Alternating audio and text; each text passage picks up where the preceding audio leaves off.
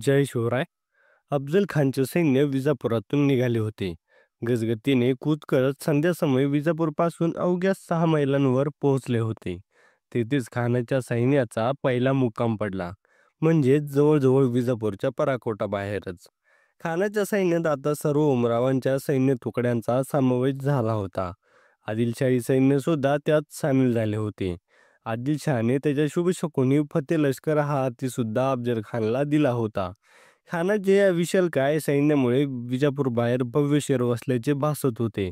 हे शहर आता दिवसेंदिवस पुढे सरकत जाणार होते. परंतु त्याचा मार्ग कसा असणार हे अजून खानाने जाहीर केले नव्हते. छावणीच्या सुरक्षेसाठी पहारेकरी गोलाकार उभे होते. तिरंदाज आणि बंदूकधारी आठही दिशांना उभारलेल्या मनोऱ्यांवर उभे होते. छावणीच्या पुढील भागी घोडे बांधले होते तर मध्यभागी उंट. सरदारांसाठी वेगवेगळे तंबू होते तर सामान्य सैनिकांसाठी मोठमोठे तंबू उभारले होते. अधूनमधून घोड्यांच्या किंकाळण्याचा आवाज गुंजत होता तर मैदानात हत्तीच्या चित्कारांनी दिशा भरून गेल्या होत्या. मोठमोठ्या पातेल्यात भात शिजवला जात होता. काही सैन्य विश्राम करत होते. खान मात्र अजून तंबूत आलाच नव्हता. तो अजूनही जहानखान्यात होता. सर्व सैन्य स्वराज्याच्या दिशेने निघालेल्या छावणीत गेल्यावर खानाच्या जनानखान्याजवळ मोजून 200 पहारेकरी उरले होते. सलग 10 दिवस आपल्या 62 स्त्रियांसोबत स्वतःला खोळून घातल्यावर आज तो बाहेर पडला होता. सकाळी आदिलशहाचा निरोप घेऊन सैन्याला कूच करण्याचे आदेश देऊन तो पुन्हा जनानखान्यात आला होता. परंतु आता तो सुख उपभोगण्यासाठी आला नव्हता. बाहेर चंद्रप्रकाश पडला होता. त्यात पिवळ्या मशाली धगधगत होत्या. जमिनीत रोवलेल्या 62 बांबूंना अफजल खानाने त्याच्या 62 स्त्रियांना बांधले होते. त्याच्या अंगांवर नवीन वस्त्र परिधान केले होते. शृंगार केला होता. प्रत्येकीच्या चेहऱ्यावर मात्र प्रश्नचिन्ह होते. कुणालाही काहीच कल्पना नव्हती. खानाने त्यांना बांधून का ठेवले होते. तो त्याच्या 62 स्त्रियांवर अत्यंत प्रेम करत होता. मग ते असे अमानुष कृत्य का? एक सलग दोरखंडाला त्याने जनानखान्यातील 140 दास्यांना बांधले होते. त्याही तशाच प्रश्नार्थक नजरेने पाहत उभ्या होत्या. जेव्हा खान त्याच्या तंबूबाहेर आला तो शस्त्रसज्ज होता. कमरेवर म्यानबंद तलवार लटकली होती. डोक्यावर आदिलशहाने सन्मानाने चढवलेली पगडी होती. अंगात तांबूस रंगाचा अंगरखा पेरला होता. हिरवट काबा पाठीवरून लोंबकळत सोडला होता. धिप्पाड यष्टी, बारीक डोळे आणि गळ्यापर्यंत लोंबकळणारी भारदस्त दाढी, मिशीचे मात्र नामोनिशाण नव्हते. त्याच्या ओठांआड लपलेले आसुरी हास्य ठळकपणे दिसत होते. तो एक पाऊल पुढे आला आणि त्याने त्याच्या सर्व स्त्रियांवर नजर टाकली. प्रत्येकीच्या चेहऱ्याला पाहून त्याला तिच्याकडून आजवर मिळालेल्या सुखाची स्मृती होत होती. तो आणखी पुढे आला आणि पहिल्या स्त्रीजवळ जाऊन थांबला. ती त्याच्या डोळ्यातल्या केविलवाण्या नजरेने पाहत थरथरत म्हणाली, "हुजूर, ये सब क्या है?" तो ओठाची एक कडा लांबवत तिच्या आणखी जवळ गेला. त्याने तिच्या वस्त्रांवर शिंपडलेल्या अत्तराच्या सुगंधाला खोल श्वास घेऊन छातीत सामावून घेतले. मग तिला झटकन आलिंगन देत तिचे चुंबन घेतले. तिने तिचे डोळे बंद केले. चुंबन घेत असताना तिच्या केसांवरून हात फिरवला. मग हळूच कमरेतून खंजीर काढला आणि तिच्या मानेत घुसवला. तो खंजीर तिच्या गळ्यातून बाहेर आला होता. लालभडक झालेल्या त्या खंजीराला खानाच्या दाढीचा स्पर्श झाला होता. ती स्त्री तडफडत होती. तिचे डोळे विस्फारले गेले होते, मात्र खान अजूनही तिचे चुंबनच घेत होता. बाकी स्त्रियाही किंचाळत होत्या. आता त्यांना कोण चुकले होते की त्यांना असे का बांधण्यात आले? खानाने त्या तडफडून मृत झालेल्या स्त्रीचे चुंबन घेणे थांबवले. त्याला शहाजीराजांचे शब्द आठवत होते. जेव्हा त्याने दक्षिणेतून कैद करून आणले होते तेव्हा खानाने शहाजीराजांच्या राणीबद्दल अपशब्द काढल्यावर शहाजीराजांना त्याला ठणकावून सांगितले होते, "तुझ्याही 62 राण्या आहेत, लक्षात ठेव." स्वराज्यावर चालून गेल्यावर तिथल्या स्त्रियांवर अत्याचार करताना आता शहाजीराजांचे शब्द त्याला विचलित करणार नव्हते. यदा कदाचित पराभूत झालो तर मराठी आता आपल्या स्त्रियांना स्पर्शही करू शकणार नाहीत या विचाराने तो संतोषला होता. पण हा त्याचा मूर्खपणा होता. त्याला मराठ्यांच्या संस्काराविषयी किंचितही आकलन झाले असते तर त्याने त्याच्या प्रिय राण्यांना तो बिनधास्तपणे सोबत घेऊन शकला असता. डोळे विस्फारत त्याने किंचाळणाऱ्या स्त्रियांवर एक कटाक्ष टाकला. तसे त्या स्त्रियांचे किंचाळणे थांबले. तो घोगरे आवाजात मोठ्याने ओरडला, "तोंडातून आवाज काढायचा नाही. बस आखरी बार खुद को याद कर लो, मरना तो सबको है." वाक्य पूर्ण करतच त्याने मेहनतून तलवार काढून दुसऱ्या स्त्रीच्या कंठावरून ओढली. घळाघळा रक्त निघून तिचे वस्त्र भिजले होते. बाकी स्त्रियाही आता ओठ दाबून आपला आवाज दाबत होत्या. खानाने ओढून एका अधिकाऱ्याला सांगितले, सगळ्या दास्यांना एका सोबत विहिरीत ढकलून दे. अफजल खानाचा आदेश मिळताच सैनिकांनी दोरखंड बांधून ठेवलेल्या दास्यांना ओढत फरफटत विहिरीच्या दिशेने नेले. खान आता तिसऱ्या स्त्रीजवळ आला होता. पुन्हा त्याने तसेच कृत्य केले. त्याने क्रूरतेची सीमा ओलांडली होती. आपल्या स्त्रियांची तो निर्घृण हत्या करत होता. सगळ्या 62 स्त्रियांना संपवून त्यांच्यासाठी तिथे 62 कबरी खोदण्यास त्याने सैनिकांना सांगितले. विहिरीत ढकललेले 140 दासांच्या अजूनही आर्त आवाज येतच होता. कटांगळ्या खात जिवंत राहण्यासाठी त्या धडपड करत होत्या, पण त्यांचा तो आवाज हळूहळू बंद होणार होता. सर्व स्त्रियांना दफन केल्यावर खानाने सैनिकांना मुख्य सैन्याजवळ आणण्याची आज्ञा दिली. रात्री उशिरापर्यंत खान छावणीत परतला होता. आता तो बिनधास्तपणे स्वराज्यावर चालून जाणार होता. अफजल खानाच्या सैन्याचा दुसरा मुक्काम तुर्वे येथे पडला होता. आता खानाने सूत्रे हलवायला सुरुवात केली होती. बैरजी पथकाच्या हेरांनी त्याच्या कामगिरीला आरंभ केला होता. नाईक आणि त्यांचे काही प्रमुख साथीदार बिजापुरातील जंगलात असलेल्या गुप्त स्थळी थांबले होते, तर काही बाकी हे शाही सैन्यासोबतच खानाच्या ताफ्यात सामील झाले होते. काही हेर सैनिक तर काही पहारेकऱ्यांच्या वेशात होते, काही सरदार तर काही सेवक होते, काही आचारी तर काही बाजारबुकणे होते. बाजारबुकणे म्हणजे सैन्यासोबत आलेले सेवक, ते युद्धात सहभाग न घेता त्यांची काळजी घेत. यात काही वैद्य हकीम असत, काही गुलाम, तर काही पेटा किंवा बाजारात जाऊन सैनिकांना आवश्यक असणारी सामग्री आणून देणारे नोकर असत. इस्माईल खान शाही सैन्यातील अश्वदळाच्या एक तुकडीचा सरदार होता. विश्वासराव इस्लाम खालचा तुकडीत मोठ्या हुद्द्यावर कार्य करू लागला होता. त्याने आता त्याचे नाव बदलून अहमद मुस्तफा हे नाव धारण केले होते. तो इस्माईल खानच्या तंबूत गेला. त्याला नागरिकांकडून आलेल्या सूचना एका पहारेकऱ्याकडे मिळाल्या होत्या. नाईक वाट बघत आहेत. त्यांना प्रतीक्षा आहे त्या खानच्या मार्गाची. हळूच विश्वासराव उर्फ अहमद मुस्तफा म्हणाला, खानानं अजून त्याचं खरं नियोजन लपवून ठेवलं आहे. मार्ग अजून उघड केला नाही, पण फार काळ तो लपवून ठेवू शकत नाही. आपली काही माणसे तंबू बाहेर पहारा देत आहेत. सल्लागारांसोबत त्यांचं काही संभाषण होताच आपल्याला कळेल. आसनावरून उठत इस्माईल खान म्हणाला, नाईकांनी आणखी एक महत्वाची सूचना आहे. स्वराज्यात पोहोचेपर्यंत खानाच्या सैन्याचं मनोबल जितकं खचवता येईल तितके प्रयत्न करावे, पण शंका येऊ न देता. विश्वासराव म्हणाला. विश्वासरावाच्या वाक्यावर इस्माईल खानने होकारात्मक मान हलवली आणि क्षणात तो कसल्या तरी विचारात हरवला. काय झालं, काही कल्पना सुचत आहे का? विश्वासरावाने विचारले. होय, पण ती फते कशी करायची ते कळत नाही, इस्माईल खान थोडा चिंततूर स्वरात म्हणाला. दोघं मिळून विचार करू सांगा, विश्वासराव म्हणाला. बडी बेगम साहेबानं अफजल खानाचं आणि सैन्याचं मनोबल वाढवण्यासाठी शुभशुकोनी फतेह लष्करला हत्तीला सोबत दिला आहे. इस्माईल खानच्या मुखावाटे वाक्य बाहेर पडतात विश्वासरावाने टकारून विचारले. दोघांची नजर झाली. दोघांनी किंचित स्मित हास्य केलं. पुढली योजना आपसूक स्पष्ट झाली होती. ती सफल करण्यासाठी त्यांना फतेह लष्करला मारावे लागणार होते. छान कल्पना आहे. तिथंच गाव घातला तर परिणाम उत्तम होईल, विश्वासराव हसून म्हणाला. पण तो शिवशकुनी हत्या आहे. त्याला हत्यारानं मारलं किंवा आदरानं मारलं तर आपल्याला जे साध्य करायचं आहे ते आपण साध्य करू शकणार नाही. त्याचा मृत्यू अचानकच व्हायला हवा, इस्माईल खान म्हणाला.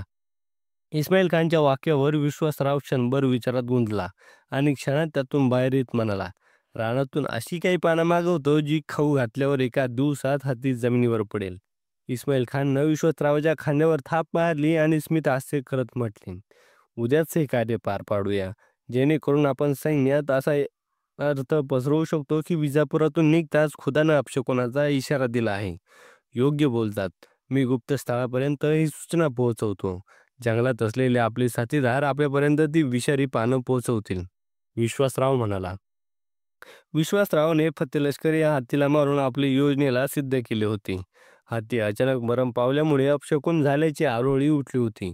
संपूर्ण सैन्यात तसेच आदिलशाही सैन्यातही खबर वाऱ्यासारखी पसरली होती. खानापर्यंत ही बातमी जाताच खान किंचित डगमगला होता, पण तितके झपाट्याने त्याने स्वतःला सावरले देखील होते. तो हा अपशकुन मानण्यास तयार नव्हता. तो त्या तंबूत मोठ्याने ओरडला, शकून हो किंवा अपशकून, शिवाजीला मारूनच सैन्य आता माघार घेणार. त्याच्या समक्ष उभा असलेला त्याचा सल्लागार रशीद म्हणाला, हुजूर, ही बात मी ऐकून बडी बेगम साहेबांना परत येण्यास सांगितलं आहे आणि पुन्हा दुसऱ्या दिवशी निघण्याचा सल्ला दिला आहे. नाही, आता सैन्य पुढंच कूच करणार. खान पुन्हा कडाडला. इतक्या मोठ्या शत्रूवर चालून जाताना काही मान्यतांवर विश्वास ठेवावा, असं बडी बेगम साहेबाचं म्हणणं आहे. मोहीम मोठी आहे, खर्च सुद्धा मोठा आहे, रशीद म्हणाला. म्हणूनच राज्य चालवणं एका स्त्रीसाठी कठीण असतं. असं बलतं डोक्यात घेऊन बसतात स्त्रिया. बडी बेगम साहेबाला माझा संदेश द्या. या, लिहा खलिता. खान काहीसा रागातच होता. खानाचा हुकूम ऐकून रशीदने लिहिण्यास सुरुवात केली. बडी बेगम साहेबा, तुम्ही चिंता करू नका. अफजल खानानं तुम्हाला शब्द दिला आहे की शिवाजीला जिवंत किंवा मृत पकडून आणणार. हा शब्द पूर्णपणे खरा ठरणार. हत्तीच्या मृत्यूला अपशकुन समजू नका. या अफजल खानच्या सामर्थ्यावर विश्वास ठेवा. आजपर्यंत मी बादशाहीला निराश केलं नाही, यावेळी सुद्धा निराश करणार नाही, खानाने मजकूर सांगितला. रशीदने तो लिहून घेतल्यावर खानाचा शिक्का त्यावर उमटवला आणि संदेशवाहकाजवळ दिला. संदेशवाहक गेल्यावर रशीद पुन्हा तंबूत आला. हुजूर, बडी बेगम साहेबाला तर आपण समजावलं, पण आपल्या सैन्याला? रशीदचे बोलणे ऐकून पाठमोरे अफजल खानने पटकन मान वळवली. काहीसे डोळे मोठे करत तो म्हणाला, सैन्याला म्हणावं, तुमचं या असल्या गोष्टीशी काही घेणं देणं नाही. तुमचं काम आहे लढणं, मारणं किंवा मरणं. मी समर्थ आहे त्या शिवाजीशी लढण्यासाठी. सैन्याला फक्त शिवाजीच्या दुबळ्या सैन्यासोबत लढायचं आहे. त्यातही अपशकुनाचा विचार करायला लागलेत. काय नपुसक झाली का फौज? एवढी 20,000ची फौज 5,000 मराठ्यांवर चालून जायला आपल्या गोष्टींचा विचार करत आहे. आपण क्षमतेनं त्यांच्यापेक्षा 4 पट जास्त आहोत. असल्या मूर्खपणाचे विचार कोणाच्याही डोक्यात यायला नको. अशी चर्चा करताना जर कोणी आढळला तर तात्काळ त्याला फासावर लटकावा. माझ्या सैन्यात मला असा एकही नामर्द सैनिक नको. खान उर्दू भाषेत बोलत होता. बहिर्जी पथकाने आपला पहिला डाव खेळला होता. अजून बरेच डाव खेळायचे होते. पहिल्या डावात किंचित यश हाती आले होते. अत्यल्प का होईना पण हरण्याचा विचार खानाच्या सैन्यात बहिर्जी पथकाच्या हेरांनी बिंबवला होता. उद्या पहाटे खान एक मुक्काम पुढे सरकणार होता. कामगिरी फते झाली आहे, एक आदिवासी येऊन म्हणाला. तो घनघोर जंगलात एका जीर्ण मंदिराजवळ शेकोटी करून बसलेल्या 5 आदिवासींजवळ आला होता. सर्व आदिवासींनी कमरेभोवती चर्म लपेटले होते. सर्वांगाला राखाचे लिंपण केले होते. सर्वांजवळ लाकडी धनुष्य होते. हातीतल्या सुद्धा बाणा सुद्धा विशिष्ट झाडाच्या शंखापासून बनवले होते. त्याच्या टोकांवर विष लावले होते. हे जंगल विजापूरपासून जवळच होते. जसजसा खानाचा ताफा पुढे सरकणार होता तसतसे ते आदिवासींच्या वेशातील हे सुद्धा जंगलातून पुढे सरकणार होते. खानाच्या सैन्यातून आलेल्या बातम्या लवकर मिळाव्यात म्हणून हे त्यांचे नियोजन होते. धावत आलेल्या हेराने फते लष्करला मारण्यासाठी विश्वासरावाने जे नियोजन केले होते ते सिद्ध झाल्याचे सांगितले होते. उत्तम, नाईक म्हणाले. पण नाईक, अजूनही खानाचा मार्ग कळाला नाही. एका हेराने चिंता प्रकट केली. ते हेराच्या वाक्यावर नाईक क्षणभर गंभीर झाले. कारण त्यांचे राजांचे सर्व नियोजन खानाच्या मार्गावर अवलंबून होते. त्याखेरीज कुठलीच रणनीती राजे आखू शकणार नव्हते. शिवाय नायकांनाही खानाच्या मार्गात येणाऱ्या गावांमध्ये संरक्षणासाठी आपल्या हेरांच्या तुकड्या पाठवायच्या होत्या. कळेल, खानाचा मार्गही कळेल. नायकांनी शेकोटीतून बाहेर आलेली लाकडे आगीत किंचित ढकलत म्हटले, राजे राजगडावर आलेत म्हणजे खान भीमा ओलांडून पुढे जात पुरंदरला जिंकून राजगडापर्यंत पोहोचण्याचा विचारात असू शकतो. एक हेर म्हणाला, नाही, हा फतेखानाचा मार्ग होता. हा अफजल खान आहे, शिवाय वाईचा सुभेदार सुद्धा. त्यामुळे तो आधी वाईमध्ये जाऊ शकतो, मग त्यानंतर स्वराज्यावर. पावसाळा सरेपर्यंत तो भीमा ओसरण्याची वाट का बघणार? पावसाळ्यात वाईमध्ये चैनीत घालवण्याचा विचार करू शकतो. पावसाळा सरताच तो स्वराज्याच्या दिशेने पुढे सरकेल. नाईकांनी आपला तर्क मांडला. तुम्ही लावलेल्या तर्कात वजन आहे नाईक, पण एका हेराने सहमती दिली. मग तर्क लावणारा माणूस आहेच वजनदार, दुसऱ्या खोडकरपणे म्हटले. त्याच्या वाक्यावर सगळ्यांनी हसत सहमती दिली. नाही, हम वाहीन नाही जाएंगे. हरगिज नाही. खान त्याच्या प्रमुख साथीदारांना दख्खनचा नकाशा दाखवत होता. त्याच्या वाक्याने सगळेच अचंबित झाले.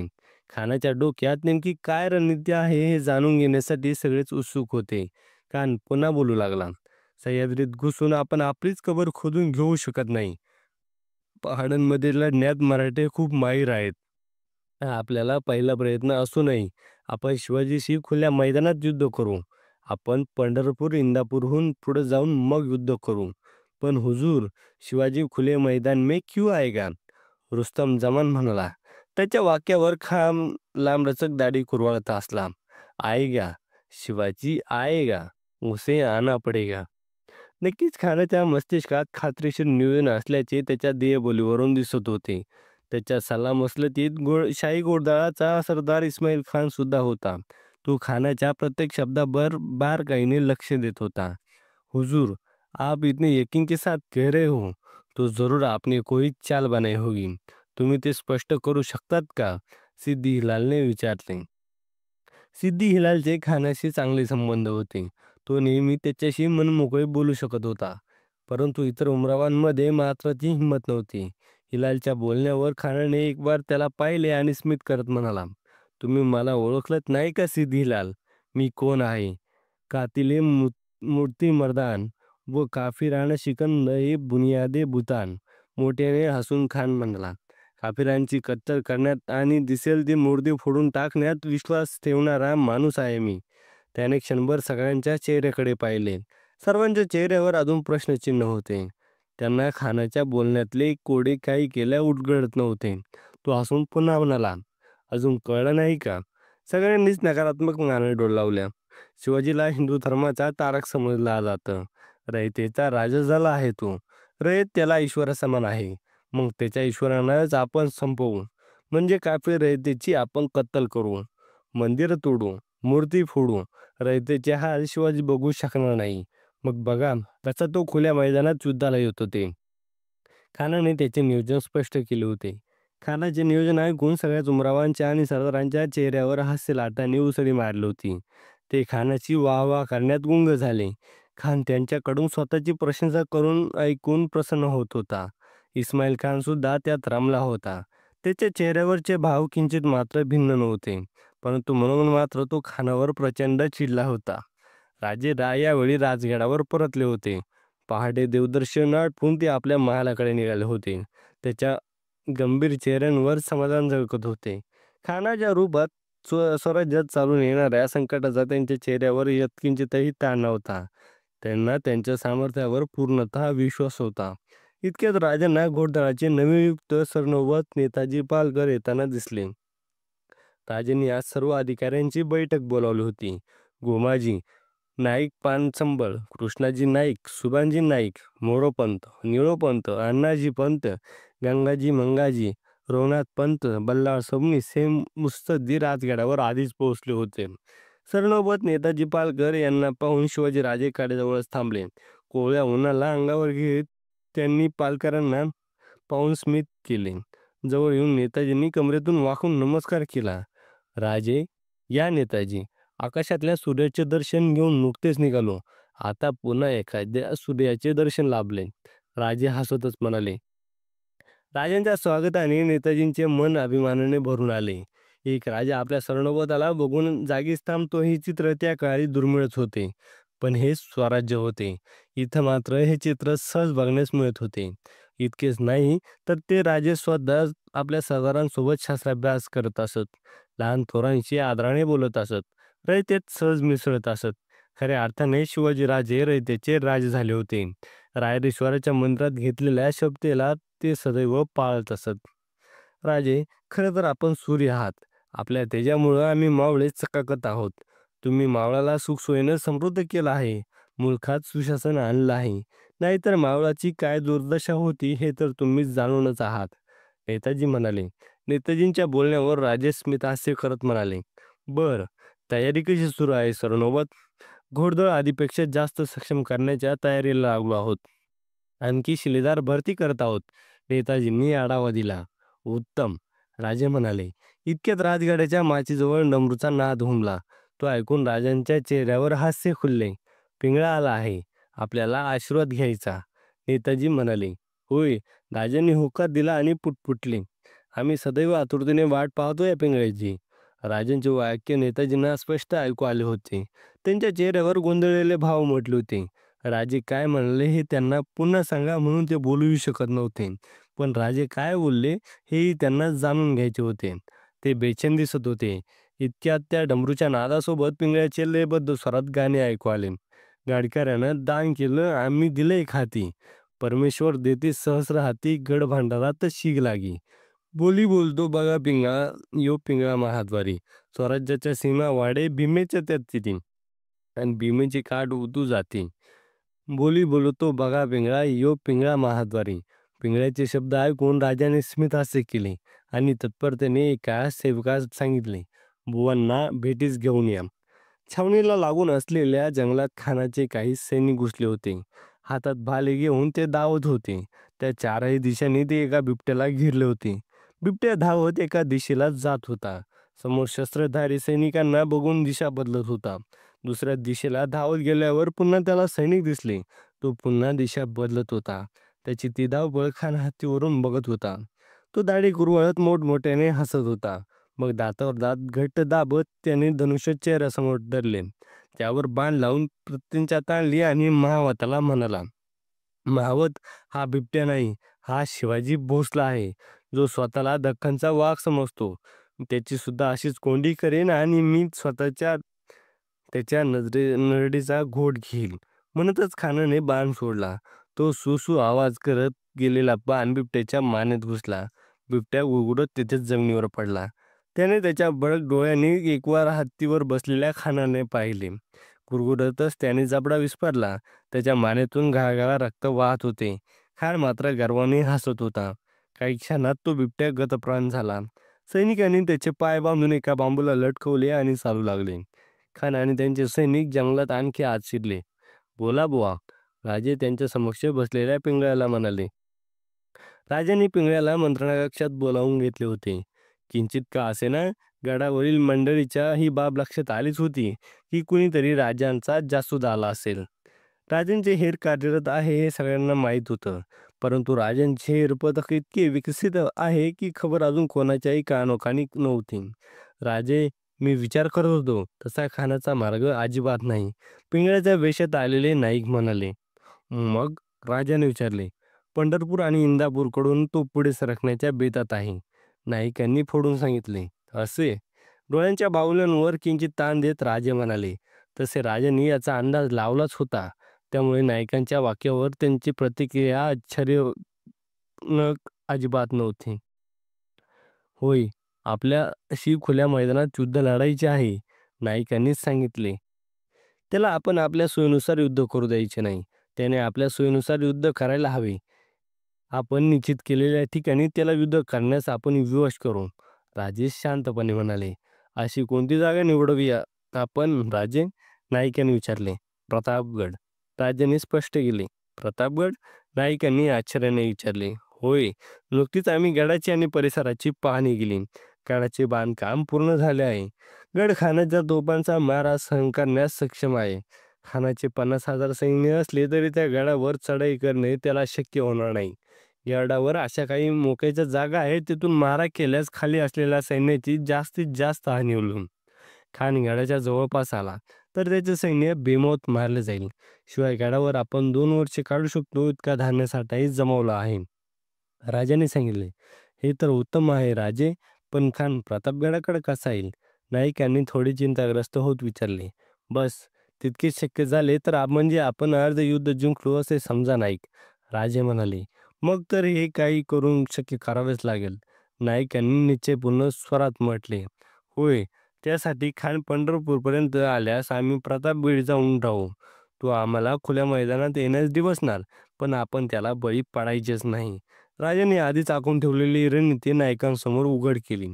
पण राजे, खान मार्गातल्या मंदिरांना तोडत पुढे सरकणार.